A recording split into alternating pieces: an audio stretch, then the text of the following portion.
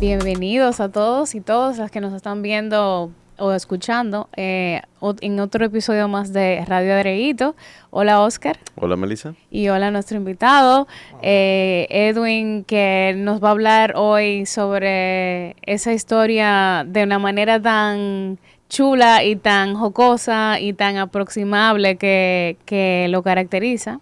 Nos habla un poco sobre lo que hace y vamos a entrar en ese tipo de conversaciones de las cuales estamos acostumbrados aquí en este espacio a tener. Y nada, vamos a dejar que Edwin se presente y nos diga y les diga a todo el mundo cómo tú quieres que te conozcan. ¿Quién es Edwin? Ujú, Bueno, Edwin J. Peña. ujú. Soy estudiante de historia y me dedico a la divulgación de la historia en las redes sociales y también la trabajo de manera profesional porque trabajo en el Museo Nacional de Historia y Geografía. Y eso, me dedico prácticamente a la divulgación de historia, a hablar de historia como si fuera un chisme de patio, porque me gusta, qué sé yo, acercar a la gente a la historia de la manera en que a mí me hubiese gustado aprenderla y eso. ¿Y cómo tú llegas a estudiar historia y a trabajar en el área de historia? Porque no es algo muy común, Ujú. realmente. O sea, Bueno, eh, mi acercamiento con la historia se da a través de Indiana Jones. Muy chulo, claro. hey, A mí me encantaba Indiana Jones, veía como Indiana Jones hacía todas esas cosas y casi siempre pues estaba vinculado a un elemento histórico legendario, buscando el Arca de la Alianza, buscando el Santo Grial, y yo le decía a mis amigos, yo quiero ser como Indiana Jones. y valga la cuña que Indiana Jones también trabajaba en un museo. Sí, curiosamente, fíjate que después me di cuenta que Indiana Jones no era historiador, sino arqueólogo. Arqueólogo. Arqueólogo, sí, bueno, que tiene mucha relación esas ramas, pero al final del día, eh, ya en tu caso que trabajas en un museo, me imagino que esa relación con los objetos y las cosas también puede ser muy interesante como para ese acercamiento a las personas de la historia, que eran seres humanos igual que nosotros, gente igualita, con defectos, con cosas interesantes, con Déjame día a ayudarte día. ahí, Ajá. Melissa. Melissa lo que quiere decir es si también, al igual que Indiana Jones, ustedes en el Museo de Historia salen a hacer cacería de tesoros y... No, no es. No, No. no Ya. hacemos eso. Que me hubiese gustado, qué sé yo, Claro. viajar por el mundo buscando artefactos que estén relacionados con nuestra historia, ¿verdad? Sería divertido y financiado, porque yo supongo que Indiana Jones también es financiado. Ahí tiene que haber un billete Bueno, pero pesado. déjame decirte que Indiana Jones no lo era de... decimos relajando, pero hay artefactos dominicanos que están fuera del país, ¿no? Sí, Importantes. en museos, como es el Ujú, caso del famoso semi. del famoso CEMIC, ujú. entre muchísimos otros, además también dentro del país en colecciones privadas. Ujú. Muchos objetos se han perdido de muchísimos museos que tenemos aquí por la mala administración, la seguridad, ese tipo de cosas. Pero una cosa que a mí me encanta de trabajar en el Museo Nacional de Historia y Geografía Ujú. es precisamente cuando me toca guiar a algún grupo, hablarles de ello, de nuestra historia, en un ámbito más cercano. Por ejemplo, yo a los niños cuando se acercan le hablo sobre ese pequeño defecto que tenía Duarte, que era el de la nariz torcida, entre otras O cosas. sea, él tenía una desviación en la nariz, como esta gente que tiene la... Sí, Oh. Duarte tenía una ligera inclinación, dice de Mauricio una ligera inclinación, pero la tenía completamente torcida. Y eso lo podemos ver en el cuadro de Duarte ya viejo.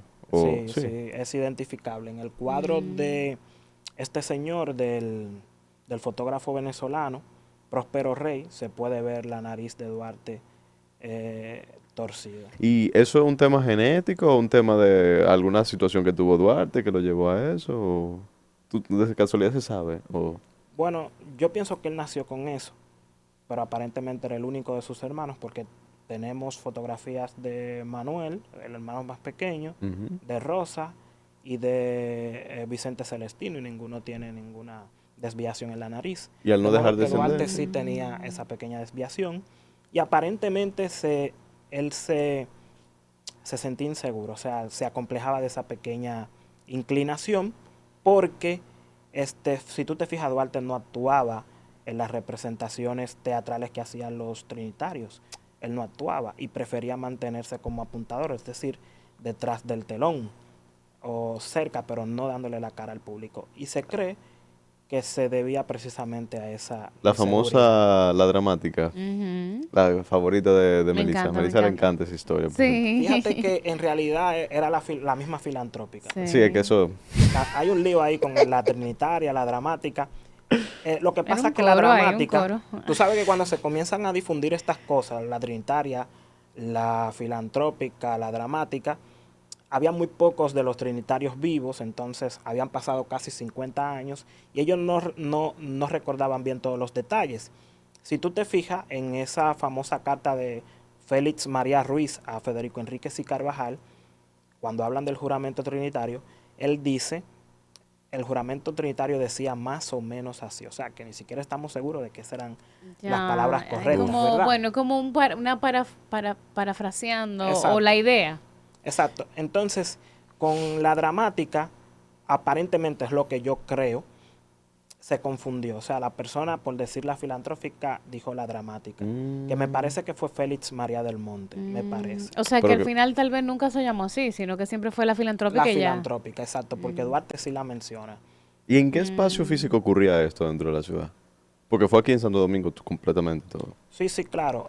La filantrópica estaba ubicada en la calle 19 de marzo. Mm.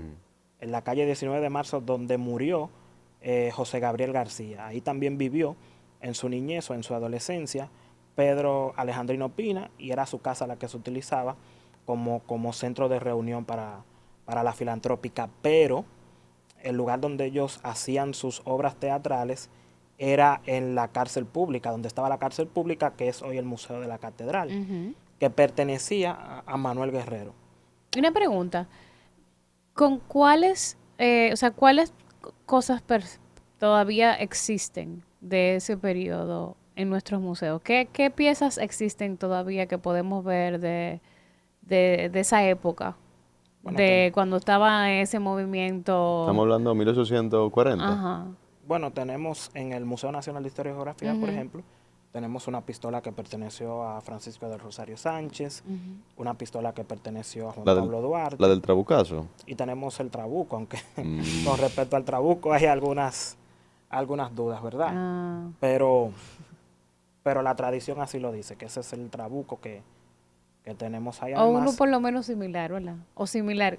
¿No está, por ejemplo, el escritorio donde se firmó la Constitución, qué sé yo, en sí, el 6 de tenemos noviembre? el escritorio donde se firmó la primera Constitución Dominicana. Ujú. Tenemos una sillita, pero ya esa es recuperada de 1861.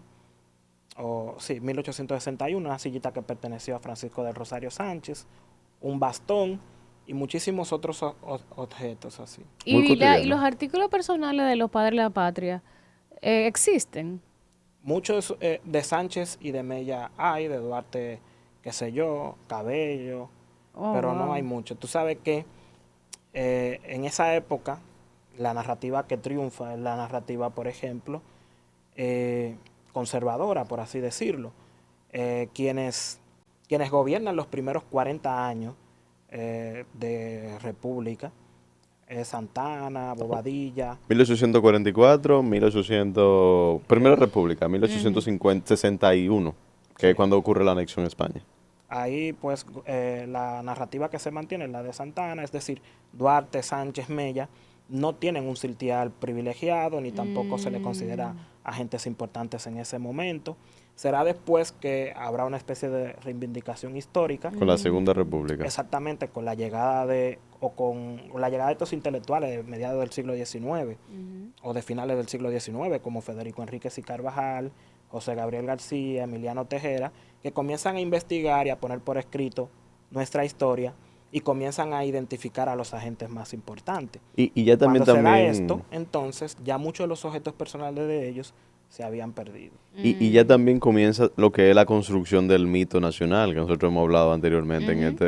en este podcast, donde se escribe, por ejemplo, las letras del himno nacional, se escribe la lírica, se también comienza a darle forma al escudo nacional como hoy lo conocemos, porque no fue igual al ideado en aquel 1844, y otras cosas. Pero háblanos, por ejemplo, cuáles fueron las motivaciones, cuáles fueron también como que ¿qué era lo que se estaba moviendo en esa época que impulsó vamos a estos intelectuales, decirle a estos intelectuales, a ese camino? Por ejemplo, ¿cómo llegamos Imponer a Duarte, a la Sí, como triada? Exacto. de decir, realmente esta es, vamos a decir, Estos son los padres de la ajá, patria. exacto, o sea, o estas son la gente a la que realmente le debemos la la República. República Dominicana, exacto. Bueno, primero, lo primero que tenemos que tener en cuenta es precisamente que cuando estos señores comienzan a investigar, comienzan a ponerse en contacto con nuestra historia, había muchos personajes vivos y cada uno tenía sus propios intereses. La popularidad de Santana había decaído con el asunto de la anexión a España, entonces necesitaban a nuevos referentes. Se propone a Duarte. Duarte había sido quizás el ideólogo de una patria libre e independiente en un sentido radical, porque, por ejemplo, no podíamos darle esa paternidad a Santana si él la había vendido a la patria, o por lo menos no creía en ella. Sánchez alguna vez simpatizó con estas ideas y Mella también, entonces debíamos buscar a un personaje que no haya simpatizado con estas ideas y que haya sido, por así decirlo, el propulsor de esta nueva forma de ver este pedazo de territorio nacional. exactamente. Entonces se busca a Duarte, pero Duarte encontró resistencia. Comienzan los sanchistas y los santanistas a oponerse a la idea de que Duarte fuera considerado padre de la patria. ¿Cómo surge? ¿Por qué primero hay que tener un padre de la patria, o padres de la patria, o madre de la patria, lo que sea? O sea, ¿dónde surge este concepto? O sea, ¿otros países de América Latina lo tienen o lo desarrollaron en esta misma época o antes que Bueno, los nosotros? Estados Unidos tienen los Founding Fathers. Bueno, sí, exacto. Comienza precisamente en el continente americano. Comienza en el continente americano. Sí, claro, porque no podemos hablar de padre de la patria como tal y que en Europa, porque ¿qué independencia tuvieron ellos? No, Pues? bueno, lo que pasa es que allá tuvieron las revoluciones en contra de las monarquías, como la francesa, por ejemplo. Comienza en el continente americano, precisamente con Estados Unidos y los padres fundadores. Luego se da en Sudamérica, con Bolívar y los demás. Y bueno, también entonces las Antillas con la República Dominicana y más tarde Cuba. Bueno, y Haití también, ¿no? Bueno, también en el caso de Haití, también se da en el caso de Haití. La intención es tener como una especie de referente, un fundador, un mito, porque también los europeos tenían sus mitos, solo que los mitos europeos son un poco diferentes. En el caso, por ejemplo, de Roma, la loba capitolina, Remo y Rómulo, también se da en otros países de Europa. Entonces, los americanos encontraron su padre fundador en los fundadores del Estado, ya sea moderno o la patria, por así decirlo. Entonces se va creando, se va desarrollando este mito. En el caso de nosotros, ponemos a Juan Pablo Duarte, pero eso no quiere decir que Duarte, por ejemplo, haya estado por encima o por debajo de nadie. Simplemente fue un actor dentro del papel que le tocó jugar en nuestra historia. Y yo iba a hacer una pregunta en ese sentido. Tú señalas que en esta etapa de la historia, cuando se empieza a crear la narrativa y a rescatar el concepto de la independencia desde el punto de vista de esa revolución idealista, por decir así, y que se busca esa figura que hasta cierto punto fuera como pura en su noción de lo que es la independencia de la República Dominicana. ¿Por qué? ¿Por qué era tan importante en ese momento romper con cualquier idea de que República Dominicana perteneciera a nada más? ¿Por qué era tan importante para ese grupo de personas retomar ese concepto? O incluso ya de una vez por todas quitar esa opción del medio, porque siempre fue una discusión. O sea, durante el periodo de la independencia siempre estaba el tirijala de que no, que sí, que no quedemos con España, que no. Entonces, ¿por qué ya en ese momento? Estamos hablando Estamos hablando del 65 en adelante. Del hasta 1865 en adelante. O sea, ¿por qué en ese momento ya se quiere simplemente como romper con esa posibilidad y ya definitivamente como somos nosotros. Bueno, no es que pasa de una noche a la mañana, y escúchame que te interrumpa, porque tú sigues teniendo intentos de parte de otros grupos, sobre todo los baecistas, de anexar el país a Francia o anexarlo A a Estados parcialmente a Unidos. Estados Unidos. O Ujú. sea que sigue habiendo el interés y sigue habiendo la falta de... Hasta 1874 los dominicanos Hubo intentaron. intentos. Correcto. Pero yo supongo, o por lo menos pienso, que son tres puntos los que nos llevaron a ese estado. Primero, Ujú. el peligro de Haití, que Haití nos absorbiera. Segundo lugar, el pensamiento colonialista. Y en tercero, eh, la situación económica o la falta de fe en la constitución de una república independiente. Pero de eso estamos hablando, Estamos hablando de 1844 a 1874. todavía en el 74, por ejemplo, había miedo de que Haití pudiera volver a intentar anexar la República. Después de, por ejemplo, porque entiendo que en No, la restauración estábamos en buenos términos, inclusive apoyaron el tema de la guerra de restauración al lado dominicano. sí, fíjate que no, en el 74 ya no, pero sí se manejaban otros intereses como el económico, entre otras cosas. Pero primero pienso al colonialista, en primer lugar, porque la República Dominicana había estado durante, qué sé yo, 300, 400 años ligado a España y ahora de repente estamos solos. Los conservadores, es decir, aquellos que pertenecían o provenían de familias europeas, preferían seguir bajo la tutela española. Pues no era fácil, ¿verdad? La constitución de un Estado independiente con todo lo que ello implica. Ujú. En segundo lugar, el peligro de Haití, es decir, un país no progresa si está en un estado de zozobra constantemente, es decir, en un estado de guerra o en un estado de alerta. Ujú. Por eso quienes defienden, por ejemplo, la actitud de Santana en 1861, dicen que la razón era precisamente esa, evitar o por lo menos terminar con ese estado de zozobra. Sin embargo, la República Dominicana y Haití en ese momento estaban en una especie de armisticio, es decir, eran amigos o por lo menos habían establecido un tratado de paz que lo iban a mantener por 8 años. Terminaba quizás al año siguiente.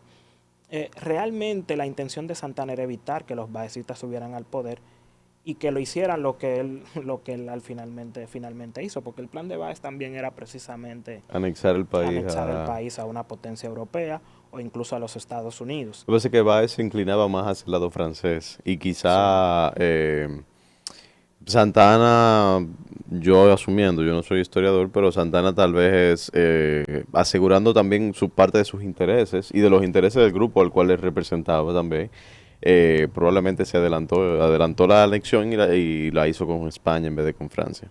y fíjate que en los tres padres de la patria están resguardados los tres grupos o los tres intereses, pensaba yo Ujú. recientemente. Sánchez representa al grupo baecista, al Ujú. grupo afrancesado. Mella representa, que siempre simpatizó por Santana, Ujú. representa el santanismo y representa también a los hispanistas.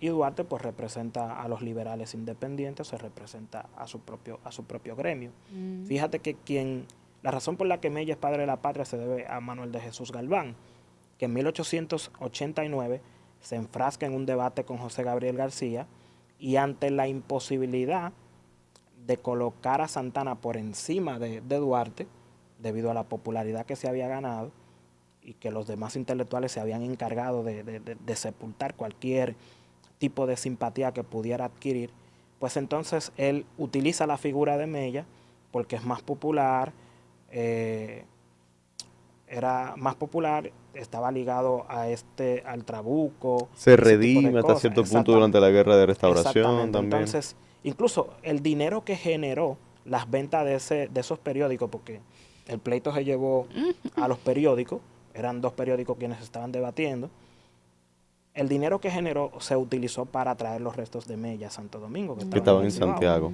Ujú. Exactamente. Entonces, la figura de Mella entonces entra en el debate porque en ese momento los que se estaban debatiendo la paternidad de la República era Duarte por un lado y Sánchez por el otro. Entonces entra en cuestión Mella y la solución salomónica de Lilis es ponerlo a los tres. Y creo que al hacerlo mantiene a los tres grupos contentos, a los santanistas con Mella, a los baecistas con Sánchez y a los duartistas con Duarte.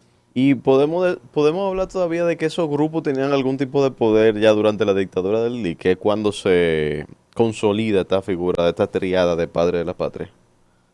Bueno, el debate se inicia durante la época de Lilis y muchos de ellos eran funcionarios públicos, de modo que de alguna manera influían Y En el esa, gobierno. en esa lectura. Perdón que te interrumpa, dale, Oscar, porque te iba a preguntar. Y ya que estamos hablando de que estas eran tres figuras, que su sitial en la historia, de alguna manera, es algo un tanto, ¿verdad?, construido por los intelectuales y por los gobiernos, ¿verdad? Eh, ¿Cuál era la relación entre ellos? O sea, ¿cómo fue la interacción entre estas tres figuras entonces en la realidad? Bueno, entre ellos aparentemente no se llevaban muy bien. Ellos, Duarte Sánchez Mella. digo yo, no se llevaban muy bien porque no hay muchas cartas entre ellos. Bueno, solamente hay una carta Ujú. que los liga a los tres, que es una carta que le envía Sánchez y Vicente Celestino Duarte a Duarte, que está en Venezuela en ese momento, y en esa carta ellos están acabando a Mella. ¿Qué le dicen en esa carta? Para allá va Mella. Para Venezuela. Exacto, para allá va Mella, no confíes en él, que es el único que en algo nos ha afectado. O sea, está diciendo que no confíe en Mella, que Mella todos los planes lo arruina. Y también Ay, habla hombre. también y a mí me gusta dominicanizarlo. Ajá, No, no, pero pero muy tranquilo, Yo le bien. tranquilo. digo, mira, cuando estoy con mis amigos, que estamos bebiendo y estamos hablando de historia, yo le digo que Sánchez le dijo a Duarte, ven, agarra tu loco. Va a coro con ese hombre, que tú lo hablas. Todo habla de lo para adelante. Entonces Ay, ahí Dios vemos, por mío. ejemplo, que Sánchez no confiaba mucho en Mella y aparentemente Vicente Celestino tampoco, porque él firma la carta. Pero Eh, Vicente Celestino era otro loco porque Vicente Celestino no fue el que se fue para los San José de los Llanos y declaró la independencia un día un antes. día antes, sí. Pero Ya tú fue sabes. por un error fue por un error de comunicación. Aparentemente Gabino Puello fue el que puso el huevo.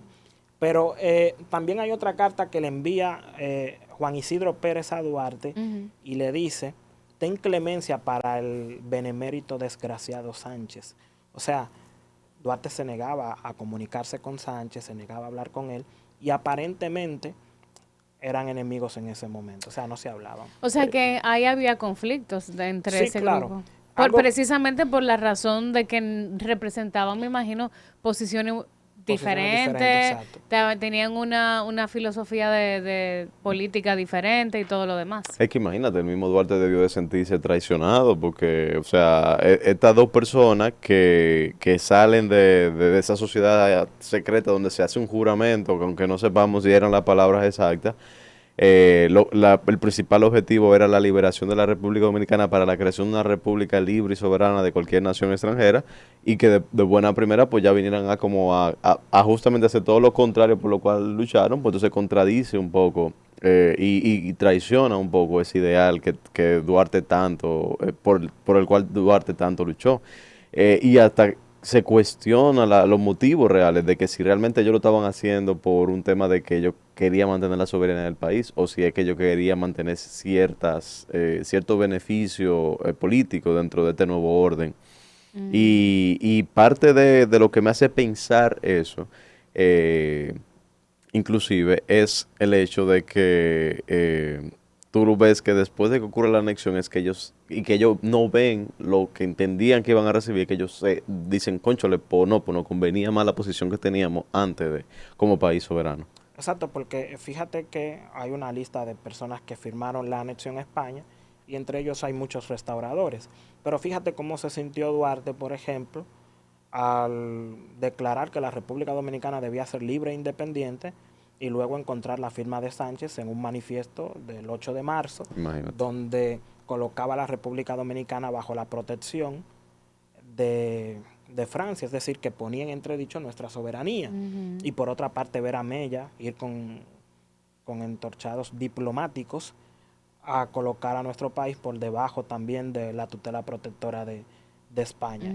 Hay que inclusive cuestionarse si cuando Sánchez va a sublevarse a San Juan de la Maguana, si no me equivoco, si lo hizo realmente porque estuvo en contra de la anexión del país a España o si tuvo porque no estuvo en contra de que fuera a Santana que lo hiciera y no fuera Báez. Fíjate que en 1862 aparece en un periódico francés un documento anónimo que dice, si Sánchez combatió la anexión no era porque se trataba de España, sino porque él estaba combatiendo a Santana. A Sánchez le hubiese importado un comino que fuese España la que nos estuviera gobernando. El problema no era España, el problema era Santana, porque total, Báez no iba a hacer lo mismo.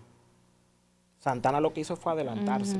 Entonces, claro, eso también se pone en entredicho sobre si Sánchez realmente vino con esos propósitos. Aquí estamos despotricando a Sánchez. Bueno, oye, a mí lo que me parece interesante es que la gente comprenda, o digamos todos nosotros vayamos viendo hasta cierto punto que ningún proceso importante histórico de cambio, tú te vas a encontrar con un consenso perfecto entre todos los participantes y etcétera, etcétera. Y por un lado, tú te das cuenta que si tal vez no fuera como por esa misma lucha, quizá algunas cosas fueran más débiles. O sea, ¿a qué voy?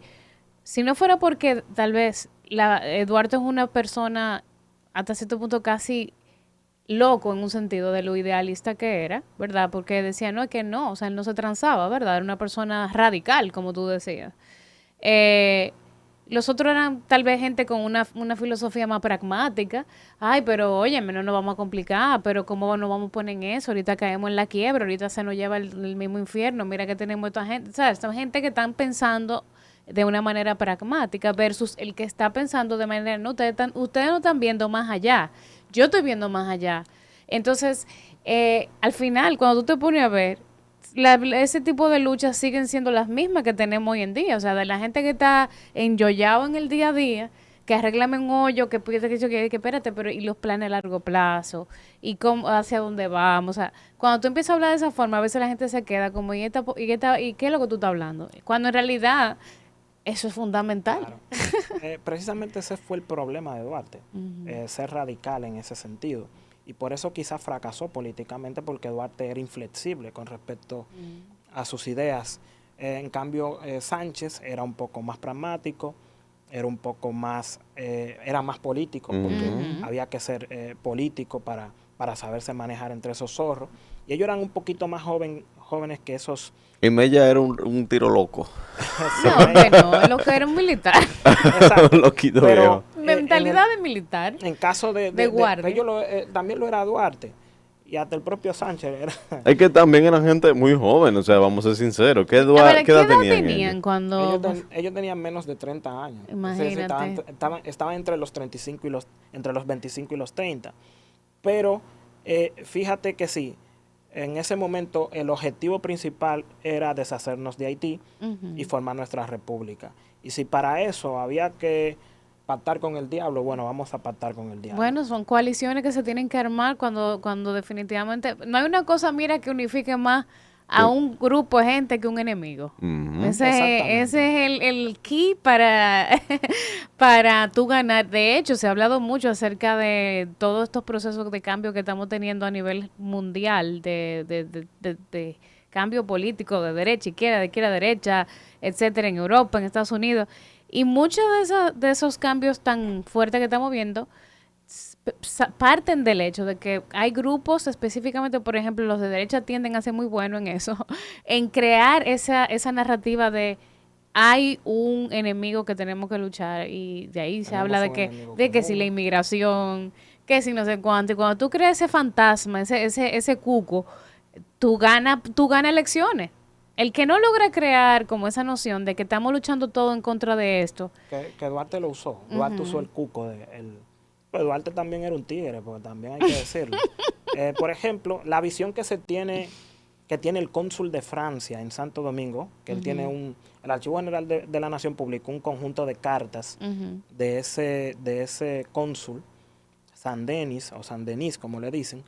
Él ahí describe a un Duarte muy distinto al Duarte que nosotros conocemos. Y me parece que se pudiera coger algunos elementos que dar por cierto.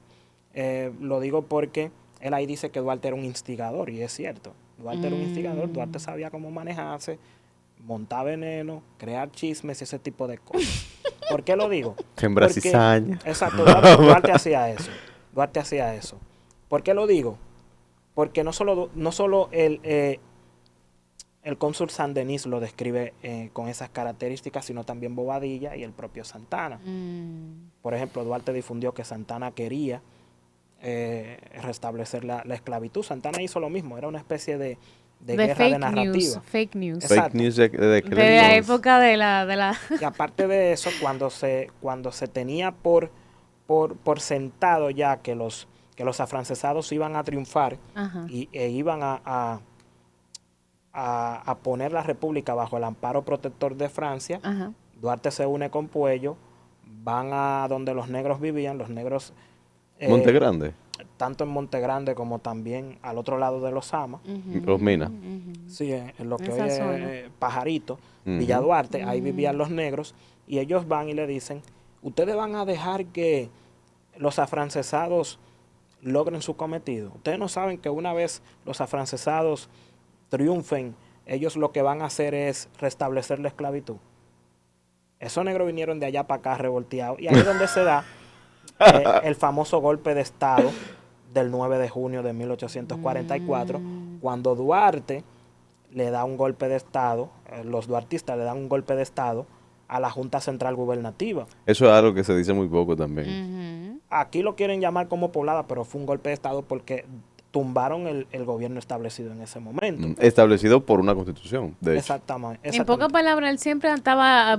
Por el manifiesto del 16 de enero, la constitución todavía no se había redactado. Pero yo supongo que se estaba trabajando en eso. Pero en ese momento lo que era como una especie de constitución era el manifiesto del 16 de enero, que tiene sus puntos principales sobre cómo debe manejarse la república. Pero lo interesante de esto, dice el cónsul, es que los blancos tenían un terror ahí porque los negros era lo que estaban patrullando por la ciudad. Duarte, dice el cónsul San Denis, que Duarte y Puello andaban con los negros como si fuesen su guardia pretoriana, y habían algunos que incluso le hacían así a los... Ay, Estoy loco que me den la orden para fusilarlo. Para lambémelo. Entonces Duarte Duarte no era da la fácil, orden, ¿no? o la da Puello, va a depender del autor que uno lea, Ajá. de que manden a capturar a Bobadilla y a los hombres que estaban planeando anexar el país a España, a Francia, o ponerlo bajo la tutela protectora. Y Sánchez les avisa, mire, encóndanse que esos tigres lo van a matar si lo agarran. Recojan. Todo el mundo. Pero entonces, ¿y cuál fue entonces tú decías que eran como tres cosas que habían? Estaba el tema entonces de que Duarte andaba instigando, que era chimoso y que regaba Según rumores. el cónsul San Denis, sí. Que regaba rumores de Y sus rebusero enemigos también. y que instigaba a los grupos cuando él entendía que Sí, había por que ejemplo, meter presión. Él iba y buscaba a quien sea que él pudiera poner en contra del poder en ese momento para que entonces esa presión sí, claro, parara lo que sea, por ejemplo, el tema de la anexión. O sea, que él se valió de varios recursos claro. para incidir. O sea, que él Para hacía como una para especie evitar de eso. guerrilla, como una guerrilla Era política. era de información, Ajá. manejar la información. Infowars. Él, sabemos, por ejemplo, que en ese momento las cartas duraban muchísimo, habían limitaciones con respecto a la información, y eso también se utilizaba en favor de uno.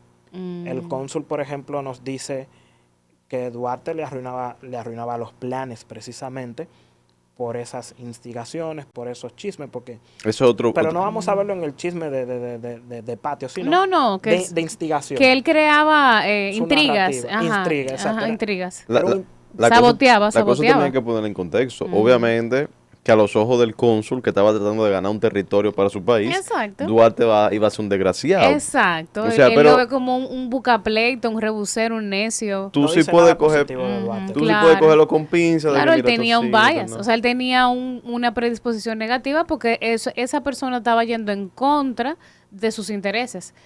Pero viéndolo desde el punto de vista, digamos, si uno está a favor, ¿verdad?, de que el resultado final fue que tenemos una república independiente y es gracias precisamente a toda quizá lo que podemos llamarle una inteligencia política o unas tácticas de simplemente O un trabajo incidir. intergeneracional que al final nosotros somos la suma de todo lo que de todos quienes nos han antecedido, buenos, malos, acontecimientos positivos, acontecimientos negativos, de unos que nos sentimos más Exactamente. orgullosos que otros. Somos el resultado de todo eso. Claro, Exactamente. pero Entonces, además también por eso te digo que a veces uno se le olvida, ¿verdad? Que las figuras históricas no son perfectas, ni son santos, ni nada de eso. Son personas que están metidas en el día a día de una situación y que están luchando por lograr Claro, esos objetivos. tigres eran humanos, cometieron errores tanto políticos como personales, se enamoraron, pegaron cuernos, se lo pegaron a ellos quizás también. Sánchez sobre Eh, todo. sí, y el Que Sánchez tenía problemas, daddy issues, vamos a decir. Daddy issues. Sí, porque no lo reconocieron hasta tarde. Ay, Él era, hombre. por eso todavía se sigue diciendo mucho Francisco de Rosario Sánchez, pero es Francisco Sánchez de Rosario. Ya. sí, a él lo reconocieron tardíamente, por Pa- eso él tiene el apellido de De su su madre. mamá, que es Francisco del Rosario Sánchez. Una vez el papá lo reconoce, el apellido de la mamá pasa a ser su segundo nombre. Entonces él se llama Francisco del Rosario Sánchez del Rosario. Ya. Tam- Pero entonces, eh, ya entrando más en que, bueno, finalmente estos son muchachos jóvenes que están ahí fajados, buscando toda la manera vida y por haber, de que, bueno, cada uno luchando ¿verdad? Sus intereses. Ajá, sus intereses y con las herramientas que tenían. El hecho de que, por ejemplo, Mella fuera militar, o, bueno, es el que yo asocio más directamente con Por tener las un... pinturas, lo vemos siempre en la pintura vestido de militar, aunque Ajá. Mella no. No tenía ningún... Él hizo su servicio militar como todos y también pues Él de hecho lo era, sube a la lo batalla del era, 30 de marzo en Santiago y ayuda a la preparación de la ciudad lo era, para pero eso. también lo era Sánchez y lo era Duarte. Correcto. Eran generales también. Mm, Pero a él es que se asocia con ese rango. ya, pero ¿y será porque quizá había que dentro de esa representación imaginaria también, Sí. como de alguna manera también representar un poco como los poderes del Estado en una... No los poderes del Estado, sino como las fuerzas del Sí, yo Estado. pienso que sí, que tiene que ver con eso. Uno representa a los civiles, Ajá. otro, qué sé yo, el ejecutivo, el derecho, y el Ujú. otro pues a la milicia. Yo pienso también que se puede dar ese caso. Ujú. Pero, bueno, No, ya yo lo que te iba a hablar era un poquito más también de eso que tú haces, que es, aquí lo vemos un chin en lo que hemos hablado de humanizar los personajes de la historia, pero ya tú con tu interacción con la gente que tú hablas, con tu cuenta, ¿cuál es la relación que tenemos nosotros con la historia? O sea, como, ¿cuál es la relación que tiene la sociedad dominicana con nuestra historia? La gente sabe, no sabe, entiende, no entiende, está perdido. Y, o sea, ¿cómo tú ves esa dinámica? a la gente le gusta la historia, sobre Ujú, todo si se la saben contar. La gente por lo regular tiende a sentirse un poco intimidada con la historia, pero si se la cuentan pues como ellos la entienden, pues perfecto. ujú, Todo va a depender del círculo o del grupo al que tú te estés dirigiendo, pero yo creo que la gente conoce su historia hasta cierto punto o hasta donde debe conocerlo una persona que no se dedique a estos asuntos, Correcto. ujú, porque nosotros somos muy cercanos a lo que son nuestros símbolos patrios, ese tipo de cosas. ujú, El dominicano tiende a ser muy nacionalista, por eso ciertos discursos, cierta narrativa tienen mucha popularidad. ujú. Y a diferencia de otros países, por ejemplo, que casi a la figura de su padre la patria no la mencionan, o por lo menos no, no con tanto énfasis como lo hacemos aquí. Aquí fácilmente te dan tu galleta por si tú hablas mal de Duarte. Así mismo. Y De hecho, la estamos esperando al finalizar este. Bueno, agárrense, que vienen comentarios. entonces sí, hay gente que... Mi papá siempre me dice eso. Mira, con Duarte y con Jesucristo no te No te metas. Entonces, precisamente, la gente está muy cercana a la historia, aunque la conozcan mal, Ujú. pero tiene está muy cercana a ella. Y yo creo que para elegir matemática la gente prefiere ciencias sociales, ¿verdad que sí? Sí, 100%. 100%. Yo creo que esa es la materia favorita de casi todo el mundo, las ciencias sociales. Sí. Y la verdad que también nosotros tenemos una historia que está llena de... O sea, tú te das cuenta de que por este país ha pasado mucha gente por el poder, por ejemplo, y de la forma en que se ha relacionado con nuestras, yo diría con nuestro potencial desde un principio. Siempre ha habido gente, como que yo siento, que siempre como puesto en duda ese potencial. Yo me acuerdo cuando yo estaba en el colegio y empecé a entender más esa etapa de cuando empezaron los Estados Unidos a interferir y a buscársela, como salieron al resto del continente a buscársela, como digo yo, a donde quiera que pudieron, o sea, hacerse de coger poder en algo, buscar recursos, dinero.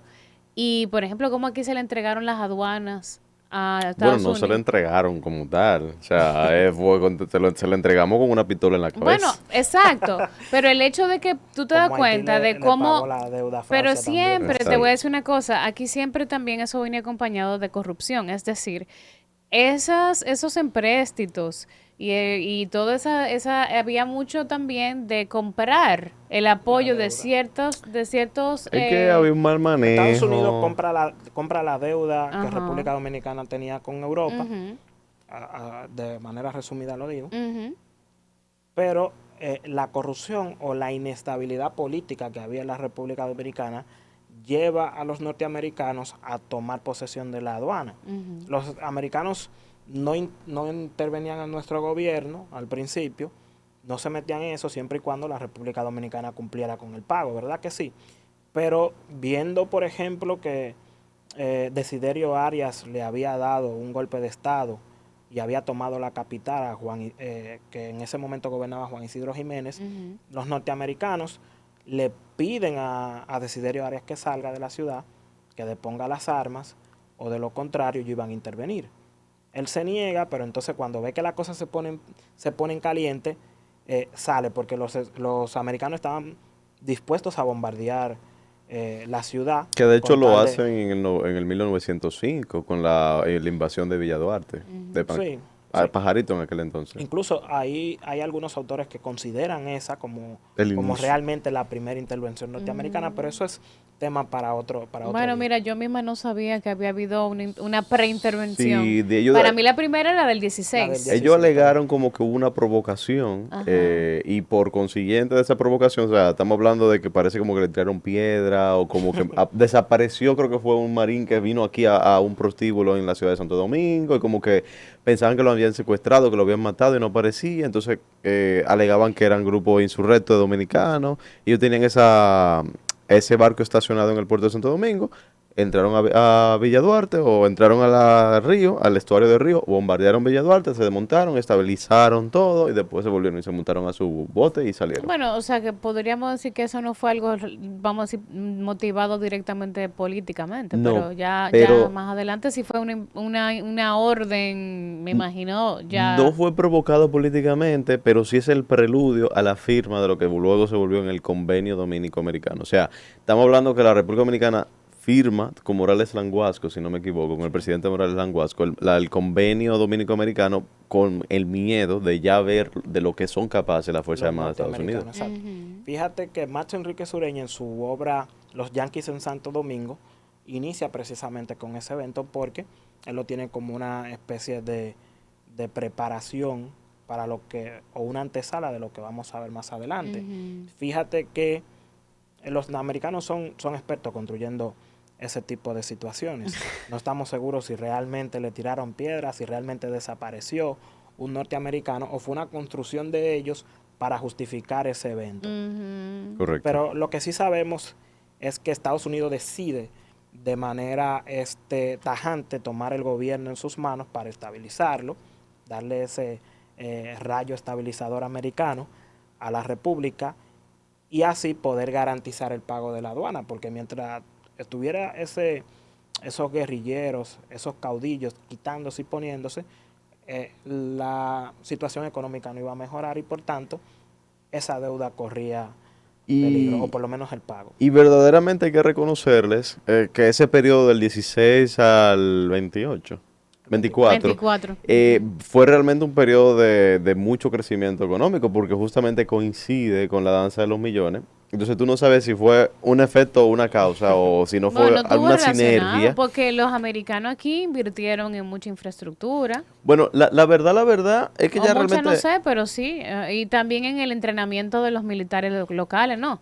Si no, no, Sí, si eso sí, sí. con la base, con la escuela Ujú, militar que tenían en Jaina. ellos ujú, prepararon a los militares y también prepararon el auge ujú. Sí, o pero hay, la ascendencia de De Trujillo. Trujillo viene de también. ahí. Pero hay que Ujú. reconocer también, yo no estoy tan de acuerdo con el tema de que realmente el crecimiento económico de inicio del siglo XX se debió tanto a los americanos, porque realmente ya el país, desde finales del siglo XIX, ya venía por una senda de crecimiento y de inversiones Sí, públicas pero tú sabes muy y bien que Lo el que de ambiente... interfería, lo que Ajá. interfería con ese la progreso estabilidad era política. precisamente la inestabilidad política. Los gringos Ujú. vieron eso y se dieron cuenta de que si el país tenía estabilidad política en ese sentido, Iba a despegar. iba a despegar. Sí, Entonces, la seguridad. como porque también hubo inestabilidad durante el gobierno de los gringos, Ujú. Ujú. precisamente porque habían insurrectos, gavilleros y ese tipo de cosas.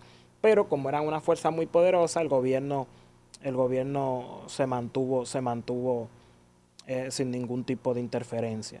Aunque sí, muchísimos represiones, abusos de todo Mm, tipo, ujú. pero le permitió al gobierno poder recaudar, poder progresar un poquito, precisamente porque no estábamos en esos cambios constantes de yo te quito, tú te pones, luego yo te Mm, quito de nuevo. mm. Sin embargo, tenemos que reconocer que ese mito nacional que se construye a finales del siglo XIX, o sea, estamos hablando de independencia 44, declaración de padre de la patria, ya Ujú. consolidación del himno nacional y una serie de cosas que se comienzan a gestar desde finales del siglo XIX, ya a inicios del siglo XX, se comienzan a ver los resultados. ¿Tú sabes por qué? Porque tú tienes figuras que se identifican mucho con esa narrativa nacional. Tú tienes una Ercilia Pepín, que por ejemplo, ya cuando los americanos van a tomar la principal fortaleza de Santiago, la fortaleza de San Luis, y el gobernador pues, le entrega la llave a la ciudad y demás, pues entonces hay un gesto muy simbólico que no sé qué tan real sea, tú me corregirás si me equivoco,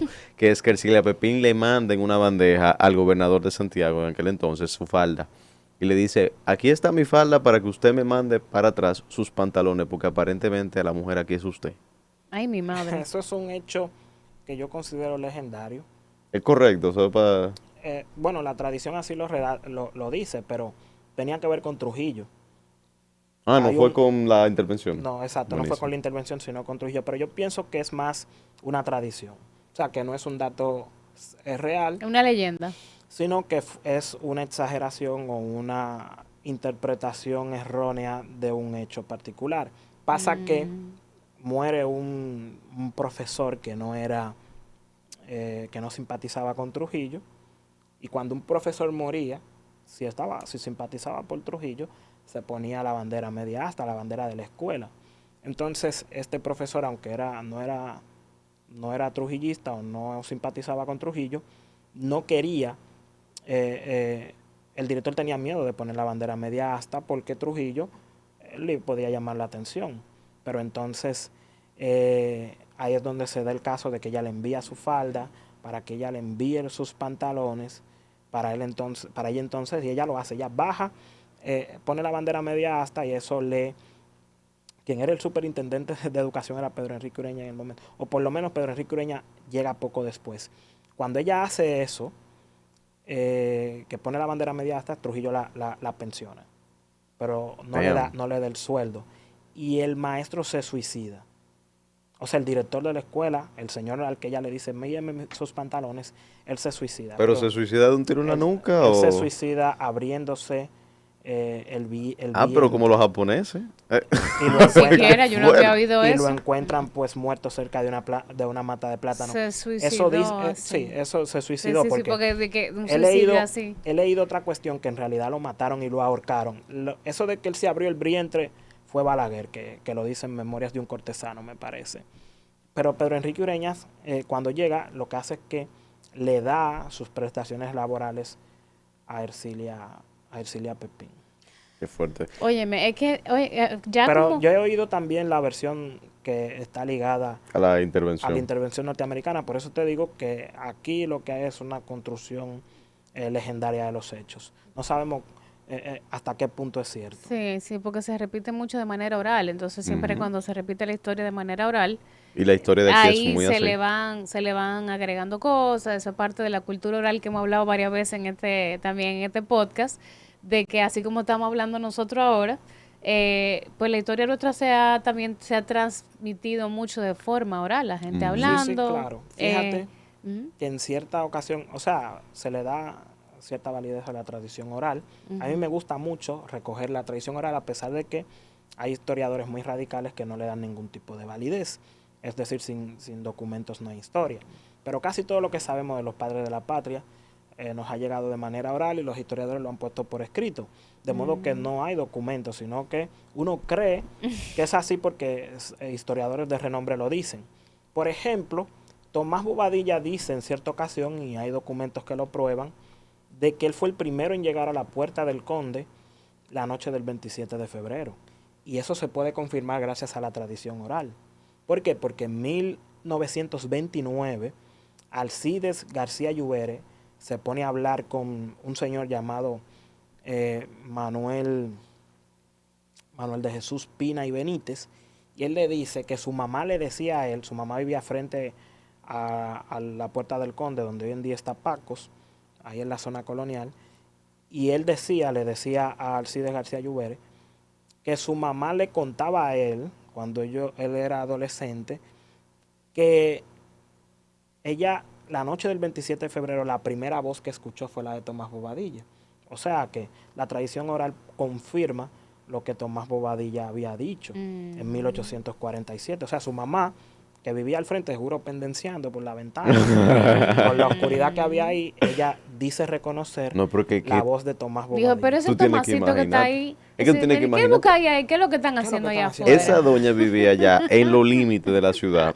Y eso me imagino que era un muerto después de que oscurecía. Y que ella escucha una gente acercándose como un rebú en la calle. Claro que ella va a salir a Sí, y no, y asomarse. a reconocer Y no, la y no voz de solo eso, alguien que ya sabe quién es y que la también. persona estaba hablando en francés. Ay, Ella dice que estaba hablando en francés y era Tomás Bobadilla. Ya, pero ese o sea Tomás... que hay, vamos a decir, en ese caso, hay dos personas que confirman la misma información. O sea, Exacto. hay como una especie de, ¿cómo se llama esto? Cuando tú estás en un juicio y tú Y das fe. esa señora sabía lo que se movía, no Sí. era que ella... Porque en su casa fue que se hizo la bandera. Ah, Ah, bueno, ya. ¿Tú claro. O quieres sea, María? fue una hija de ella, María de Jesús Pina y Benítez. Ella llamaba Mm, Juliana Benítez. Pero ven acá, ¿y no era Concepción Bona y María Trinidad Sánchez? Bueno, No se ahí sabe. hay un lío. Concepción Bona, la tradición, dice José Gabriel García, la tradición desde siempre ha tenido a Concepción Bona y a su prima María de Jesús Pina como las autoras de la bandera nacional. mm, Esa esquina ahí, de la Palo Hincado con Conde, que va, bueno, está la calle del Conde, Ujú, la Palo Hincado y la Arzobispo Noel. ujú, correcto. Toda esa esquina le pertenecía a dos hermanos, que eran Juan Andrés Pina y su hermano apellido Bona, que era el papá de Concepción Bona. mm. Entonces, ahí donde estaba el acordeón, un restaurante ahí de la época de Trujillo, que pertenecía a un alemán, ahí era donde estaba la casa familiar. Lo que había un poquito más para acá era, donde está Paco juntamente, era un colmado que yo tenía, Mm, que es donde Serra dice que redactan las capitulaciones a Desgrote, que es ese papel en el que Desgrote firma su salida la mañana del de la 29 de ciudad. febrero. O Exacto. sea, hace entrega de las llaves. Hace entrega de la ciudad oficialmente. Entonces, Y no fue, qué raro que no fue en la fortaleza. en la fortaleza es que se entrega el papel y se firma, pero se redacta en En ese esa colmado. casa, es que en esa colmado. esquina. Lo dice él en sus apuntes para la historia de los trinitarios. Pero entonces, es decir, que la señora estaba atenta o estaba envuelta en todo eso, por lo menos Ujú, como oidora. ujú. La Concesión Bona se mueve a la casa de su prima y ahí hace la bandera.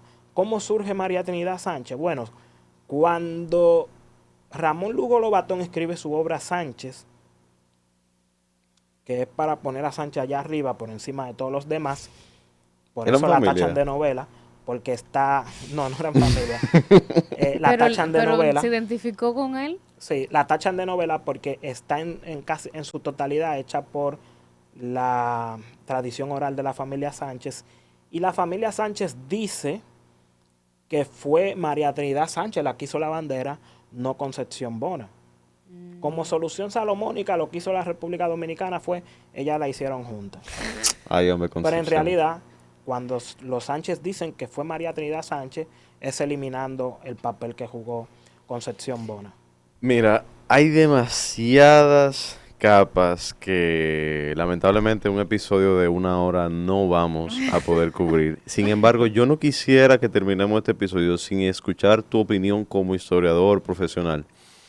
De cuál tú entiendes que es el rol de la historia actualmente en el siglo XXI. O sea, es la famosa frase que siempre se repite mucho de que para no repetirla, o es para otra cosa. La historia sirve con fines políticos casi siempre. Y bueno, uno aunque sepa la historia casi siempre repite, ya sea intencional, consciente o inconscientemente, uno repite las mismas situaciones porque se supone que ya en este punto, como están los derechos humanos, como están, por ejemplo, la ONU y otras organizaciones llamadas a la paz, no deberíamos tener lo que está sucediendo entre Israel y Gaza, lo que está sucediendo entre Rusia y Ucrania, ¿verdad?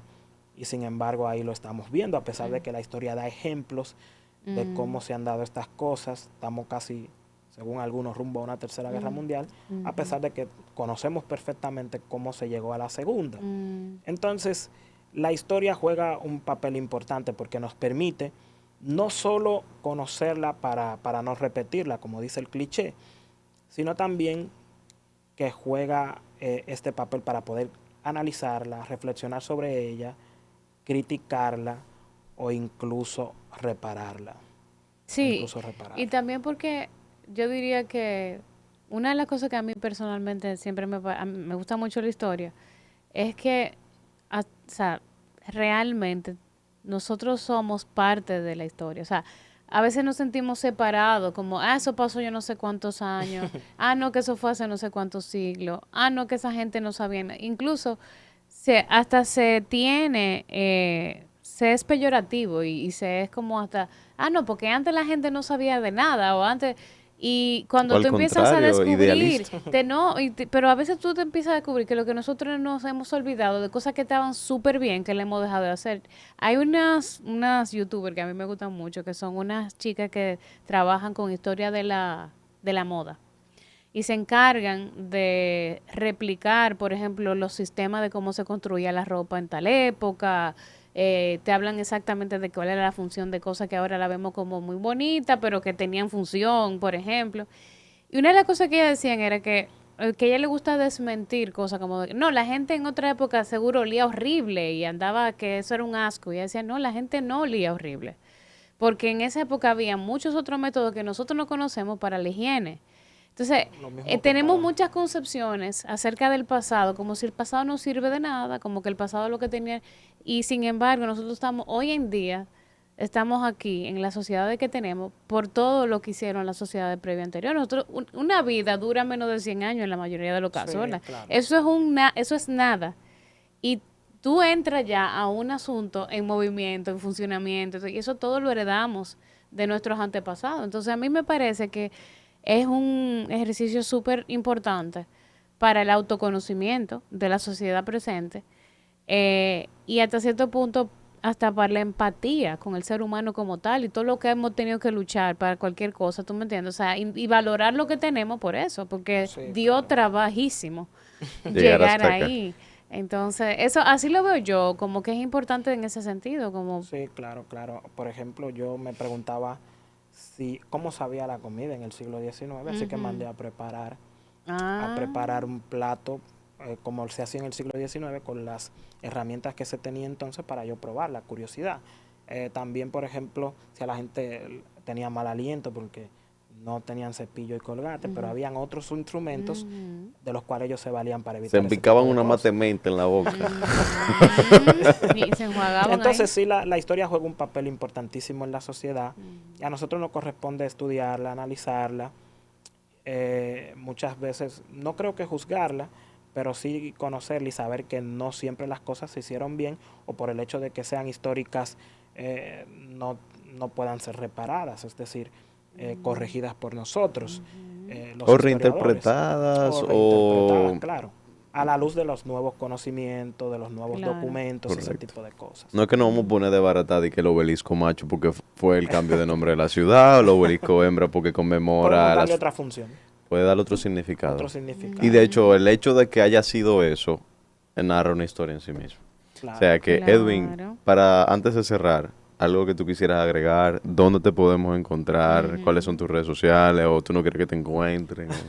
Yo soy muy tímido, pero me pueden encontrar en Instagram, pueden poner mi nombre, Edwin J. Peña, y aparece. Y aparece de una vez. De todas formas, nosotros lo vamos a estar incluyendo. Espero que me acepte la colaboración de este episodio. Sí, sí. Así que ustedes le dan clic ahí y también le mandan o siguen el debate a través de sus mismas redes sociales. Le comentan, no, eso no fue así, o ¿dónde es que tú vives para yo irte a decir que Duarte, que es lo Yo que vivo- con Duarte? yo Y vivo- también yo que vivo lejos. comparta la receta, porque ahora me quedé yo también curiosa. No, yo quiero saber, primero, ¿de dónde él sacó la receta? Y segundo, ¿quién se la cocinó según la receta y con las herramientas? ¿De dónde sacaron la herramienta?